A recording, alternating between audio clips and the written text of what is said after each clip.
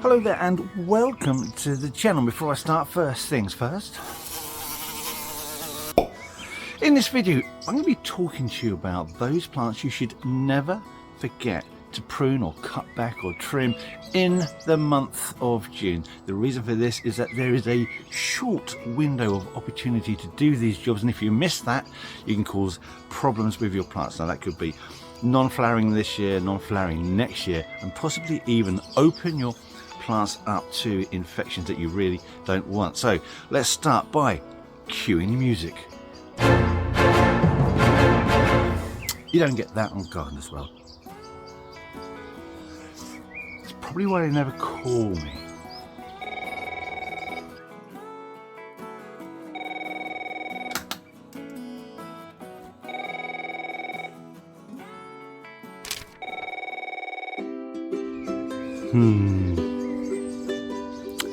Now this first job is a little bit contentious, and it is to do with cutting back your wisteria. Now you'll see all over the internet and Monty Don himself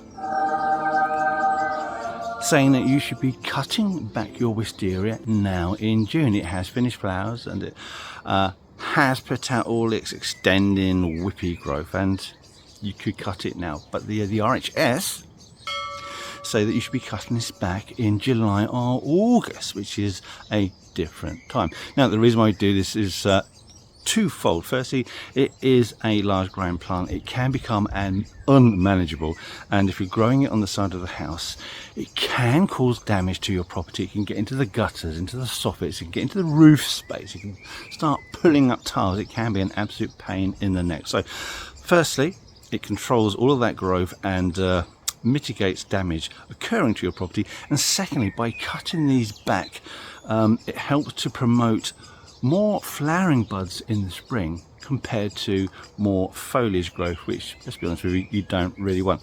How much do you cut it by? Well, again, there is division. Monty Don says cut those whippy growths back to just 6 inches long, whereas the RHS says cut it back to 6 leaves. Now these are different sizes. So what is the right answer? Is Monty Don right? Or is the RHS right? It's the RHS. But if you have to do it in June, you can do it in June. But I like to start cutting back plants once they finish their seasonal vigorous growth. That way, they're less inclined to shoot out some more. It's simple. You really cannot beat a comfortable garden chair.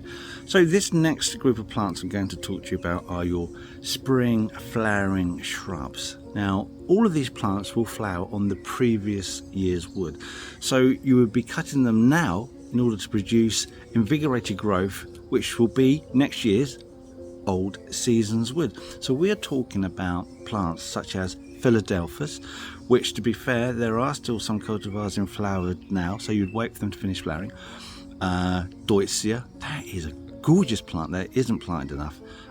Ribes, Forsythia, there are plenty of others. You can always check online to see if yours is a spring flowering plant on old season's wood.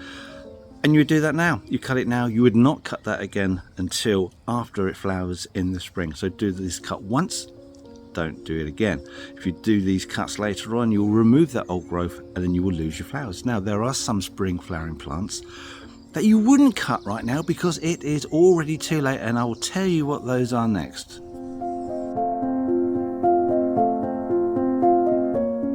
We are talking about your camellias, we're talking about rhododendrons, we're talking about shrubby magnolias like stellata, we're talking about lilacs. Because as soon as they finish flowering, the new growth they produce already has the flower bud on it. Let me show you in a bit more detail. See, in the center of this foliage, that is the flower bud. That to the side, that is also next year's flower bud. So you cannot cut any of this new growth now because you will lose the buds. Oh, hold on a minute. If you're finding this video useful or even just mildly amusing, then don't forget to click the thumbs up, press on that subscription, and if you want to be notified of whenever we release a new video, then click on that notification bell. It helps us more than you know, and it allows us to do stupid visits like this in the future. Anyway, let's continue to find out what old boiled butt has to say. Put my bloody glasses back on. Too hot, too sunny. It's too lovely. I think my advice is that if you're not sure, probably best not to just put in the question into a Google search box, because you may not get the right answers. To be absolutely sure, always check on the RHS website or any decent gardening book, and in that way you'll ensure next year's amazing flowering displays.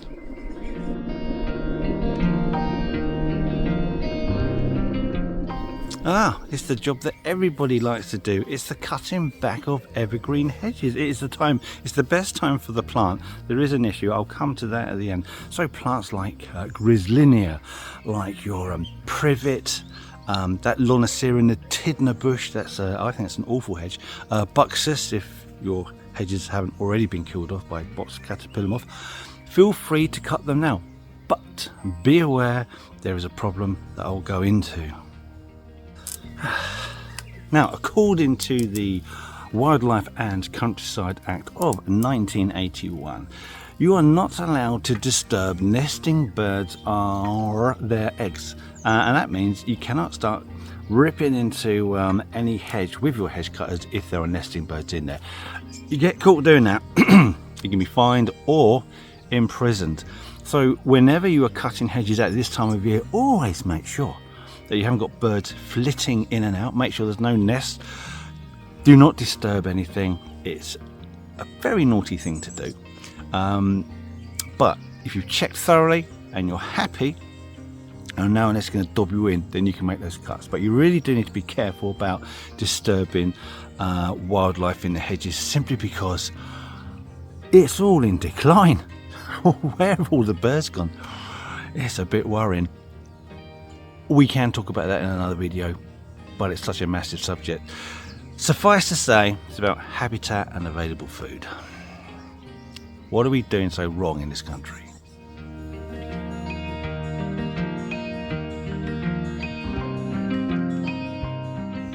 Now, I'm going to talk to you about roses, but before I start, I'm just going to show you this rose here. You tell me if you know what this is.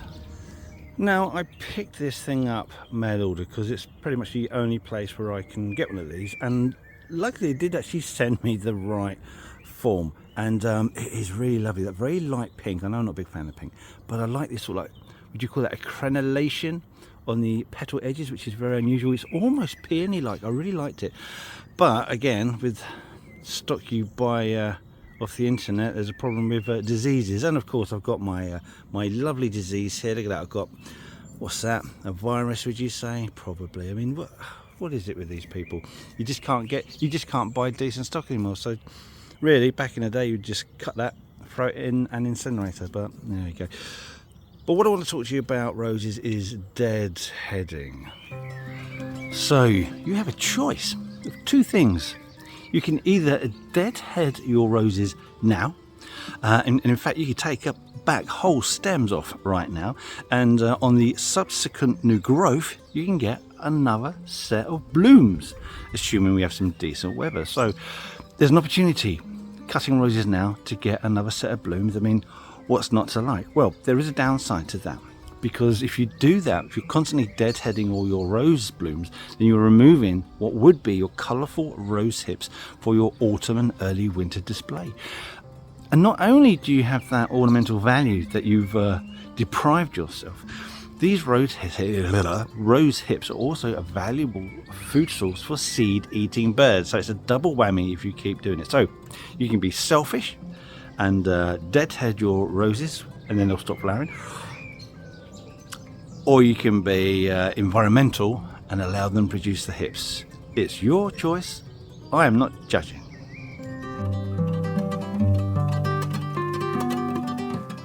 I want to talk to you about your stone fruit trees. So we're talking about cherries, we're talking about plums, damsons, apricots, and if you're lucky enough, nectarines and peaches. All of these cannot be pruned in the winter as you would do many of your traditional fruit trees. You have to wait until the summer during a very dry period. They do not like to be cut in moist conditions because they are highly at risk from two rather nasty diseases, both of which can be fatal.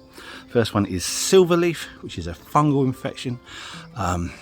It's characteristic of the leaf, you can spot it, it's just a horrible disease. And the second one is bacterial canker, which symptoms are often like weeping sap, sunken sections of bark, both really, really horrible diseases. The only time to cut these is during really periods of drought, which isn't a great thing to say, but that's what it is. It wants hot days, dry days, no humidity in the air. June, especially the last few Junes we've had, is a perfect time for that. So if you want to cut your stone fruit trees, you don't have to if you don't want to, then now is an ideal time to do it. But of course, avoid rain. Make sure it's very, very dry. That is the key thing.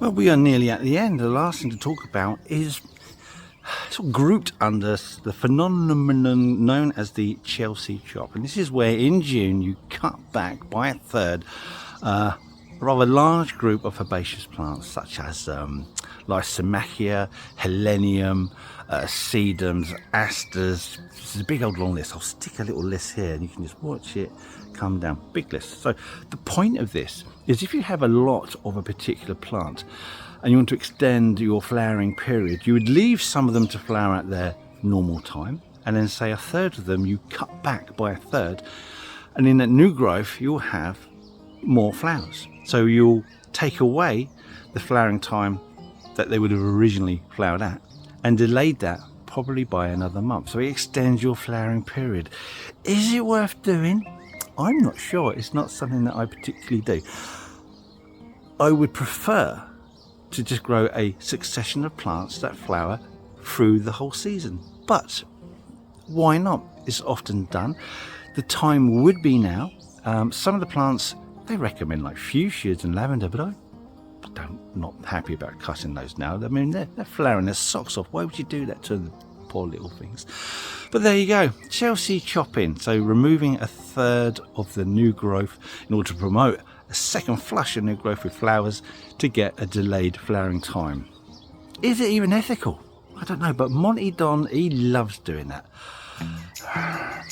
I'm just not convinced. Anyway, thanks for watching. But if there are any other plants that we should be looking at cutting now in June as a time sensitive plant, and I mentioned it, put that into the comments. We would love to hear from you. Thanks for watching. I'll see you in the next video. Goodbye. Right, now, just before you go, if you want to see more content, more behind the scenes stuff and images that I've taken of some weird freaky plants over the years, then you're in luck because we've created an Instagram page. So you can find the link in our description. You can find the link on our main page, and if I'm clever enough, I might be able to get a link somewhere up there. Anyway, thank you for watching, and if you want to see more YouTube stuff, then check out this video here. That's quite a good one. And if it doesn't float your boat, then another one right there. And enjoy these while I've still got the strength, imagination and aptitude to make them.